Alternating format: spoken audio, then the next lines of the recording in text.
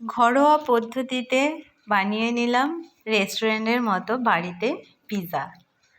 তো দেখো, প্রথম একটা বাটিতে আমি ইস্ট, কিছুটা জল দিয়ে আর 1 চামচ চিনি দিয়ে 15 মিনিট মতো ভিজিয়ে রেখে দিয়েছিলাম। এবার আমি কিছুটা ময়দা নিয়ে তার মধ্যে একটু চিনি, ইস্ট গোলা আর কিছুটা নুন দিয়ে, এবার জল দিয়ে পরিমাণ মতো জল দিয়ে আমি ময়দাটাকে মাখিয়ে নিলাম। তো একটা বাটিতে নিয়ে আমি এবার ময়দাটাকে মাখাটাকে তুলে 1 ঘন্টার জন্য প্লেট দিয়ে আমি ঢেকে রেখে দেব। তো এবার 1 ঘন্টা পরে আমি এসে দেখব ময়দাটা ফুলে উঠেছে, এরকম হয়ে গেছে। তো দেখো, এবার আমার যেহেতু ময়দা মাখাটা আমার বেশি হয়ে গেছিলো, তাই আমি এবার এটাকে কেটে হাফ মতো করে আমি নিয়ে নিয়েছিলাম। তো অর্ধেকটা নিয়ে আমি এবার এদিকে একটা গোল করে সাদা কাগজ কেটে নিয়েছিলাম, তার মধ্যে আমি বাটার লাগিয়ে নিয়েছি আর মাখা ময়দাটা এইভাবে প্লেটের উপরে হাত দিয়ে চেপে চেপে গোল শেপ করে নিয়েছি। তো এবার একটা কাঁটা চামচ দিয়ে এভাবে ফুটো করে দেব। ফুটো না করে দিলে ফুলে উঠবে, আর ফুলে উঠলে তো পিৎজা হবে না।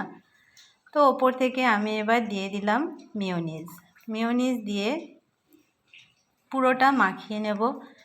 মাখিয়ে নিয়ে আমি এবার দিয়ে দেবো ওপর থেকে পিৎজা সস দিয়ে আবারও ওপর থেকে মাখিয়ে নেব। নিয়ে এবার গ্রেট করে দিয়ে দেবো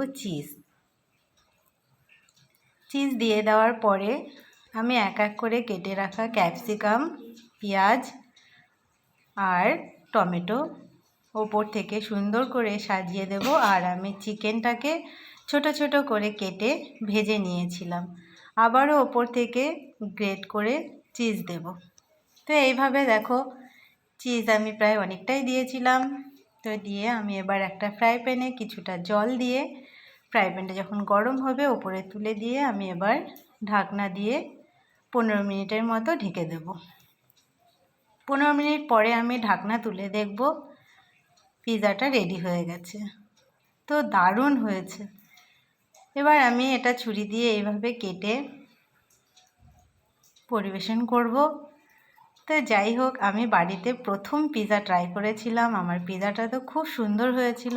তো বন্ধুরা, তোমরাও বাড়িতে একটু ট্রাই করে দেখবে, পিৎজাটা দারুণ কিন্তু হয় আর খুবই সহজ বাড়িতে বানানো। যদি পিৎজা বানানোর রেসিপিটা ভালো লেগে থাকে অবশ্যই একটি লাইক আর কমেন্ট করে দিও।